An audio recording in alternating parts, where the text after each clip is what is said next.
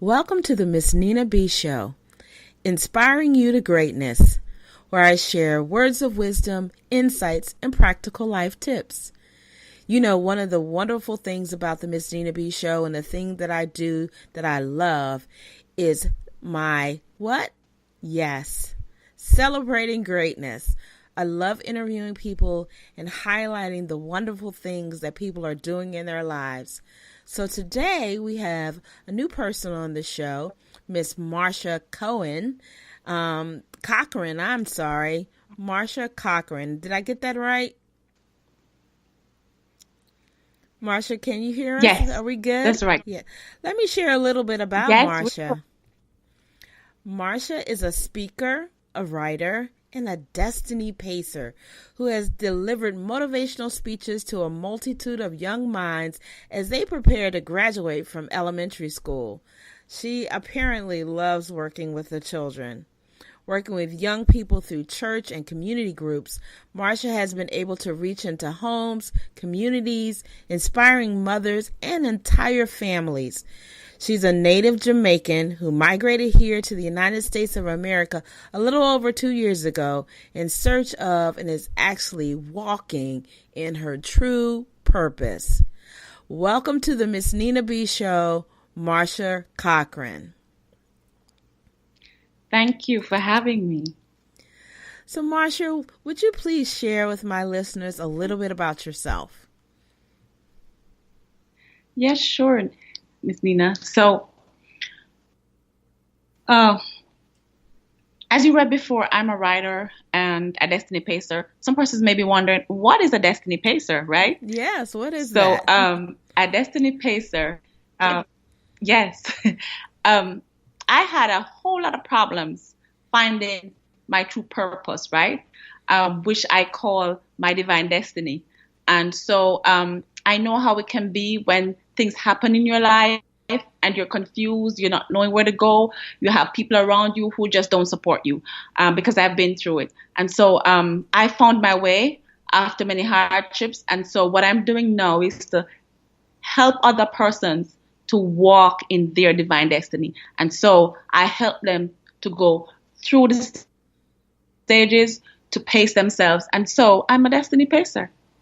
That is an awesome term. I love that. You may be hearing that from me again. I think it truly captures a key component of pursuing your destiny.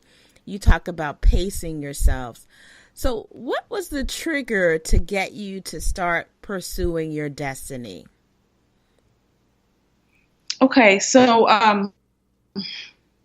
I was in a relationship.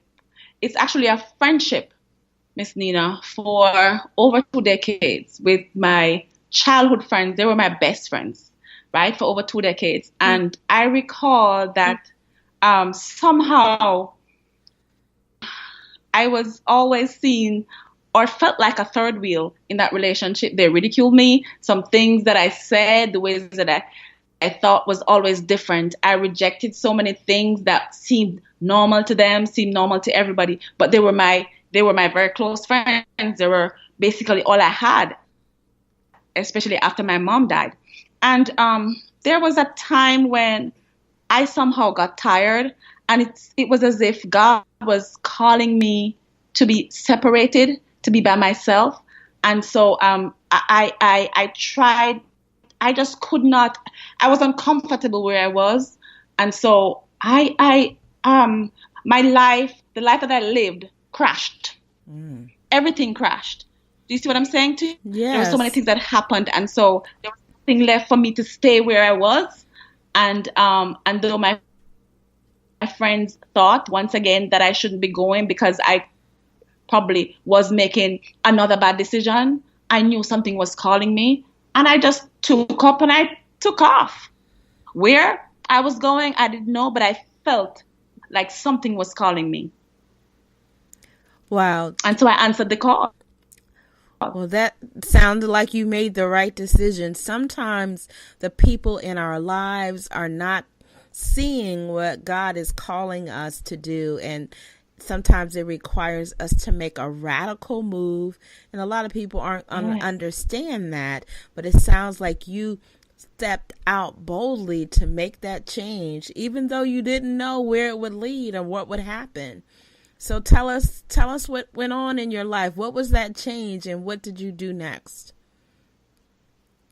Okay, so I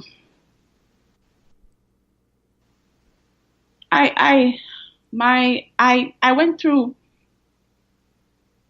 a divorce.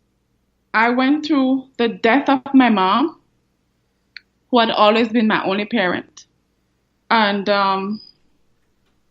I found myself, Miss Nina, being totally alone and with child, right? And I started looking for myself because I didn't feel like myself. Do you know what I mean? Yeah. And so, right, I didn't feel like myself. I didn't feel like what I was seeing and feeling was how it was that I was supposed to be. And so I decided to take a plane, leave where I was. I had family here in America.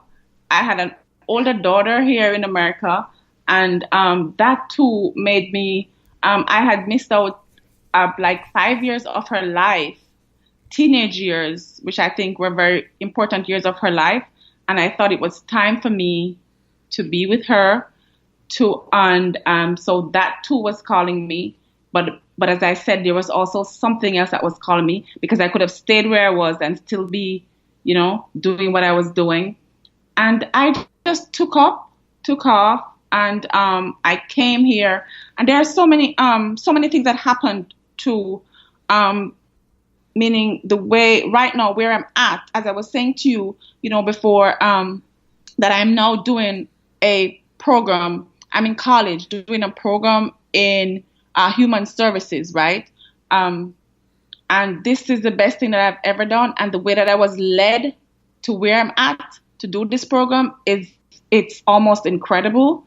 Where God just led me to be helping somebody who I hardly knew who was doing the same program. And that's when I started looking at this program and reading and understanding that this is what I like to do. This is me. And so that's how that happened. And that has opened me up to be really understanding what happened in my life, how it caused me to feel, why I did the things I did, and has set me on a new path. This is one of the reasons why I call this Celebrating Greatness, because many people can relate to what you shared, the loss of your mother, a divorce, find yourself with another child, an older child that you may not have an opportunity to be with day in and day out. It's unfortunate, but it's often a part of different, or pieces of that can be part of people's lives, and they can choose to let that hold them back or propel them forward. And I applaud you in deciding, what, all of these things could pull me down, but I'm going to press forward. And because you were determined to just keep moving forward, God provided you with an opening and an opportunity to something that now you see is part of your life purpose. And that's awesome. Yeah. So what do you see yourself doing, as you learn in this new program? As your bio said, you're already working with families, children. Sounds like you have a heart for people. What do you want to do with all of this? Okay, so what I'm planning to continue doing definitely is to help others to as I said before, to understand that, and as you just said, that life is things happen in life, yes? Mm-hmm. And you make mistakes in life, yes? You fall down in life, but you don't have to stay down. And you can get up broken. You can move forward afraid, no matter what. Once you have a trust in, I'm going to say a higher being, because there are people who view the higher being in different ways, but you just need to believe and trust, yes, that there's always going to be a better day. Just understand that where you are, you don't have to stay. Yes, and you also need to remember that no matter what anybody else says, once you know and you feel that tug in your spirit, you feel that whisper in your ear, follow that. Because I can tell you that when I decided to move, my friends thought it was not a good idea. And these were people that I love from the bottom of my heart. But I decided that this has to be me and me alone. Never again am I going to allow anyone to hold me back. Excellent, excellent. Now, one of the ways that I was introduced to Ms. Marsha is she is part of a group of women who are co-authors in a new book project that is to be launched very soon called Diary of a People Pleaser. It is a compilation of stories from different women, and the lead on that project is Miss Cheryl Peavy. And listeners, if you remember, I guess several months ago, we had the opportunity to meet and speak with Cheryl. So Cheryl has introduced me to Marsha. Marsha, share with my family, my Miss Nina B family, about being one of the co-authors on this new project called Diary of the People Pleaser. And in your own words, share, what is a people pleaser? Okay. So when Cheryl introduced the whole idea of the book, The People Pleaser, the Diary of a People Pleaser, I Miss Nina, I'm going to tell you the truth. I saw it and I said, okay, so a book collaboration. And I didn't even think, it was like something held my hand, put it on the computer and typed yes, which means that I was like, okay, so I was like, okay, so am I a people pleaser really, God? And God said yes. And I said, okay, but I don't know what you mean. Maybe, but do I have enough to write like a whole segment? And then it went on, and I thought about it, and I wrote something, and it really felt like, no, that wasn't it. But then God revealed to me that my relationship with my friend, that was the basis of my people pleasing for over 2 decades. Because I stayed in the relationship. I was treated like they had to make decisions for me all the time. I was treated like I was not very well thinking. I was treated like, because I didn't achieve what they achieved, then they always had to carry me. Yes, and so I was living in a crippled condition for over 20 decades. But I decided to take up my bed and walk after a while. However, listen, a people pleaser, Miss Nina B, is someone who forgets about or buries their desires and allows the other people around them, whether family, friends, co-workers, husbands, spouses, children, that those persons always come first, and those persons' desires and wants and needs are what they fulfill, and they forget about themselves. They forget that, okay, so I'm somebody too, so I have dreams, I have aspirations, and this is what I want to do. And people, even when they want to say no, it's okay. I can do that. for you. I can do this when they're screaming no. So that's what That happened to me for sure.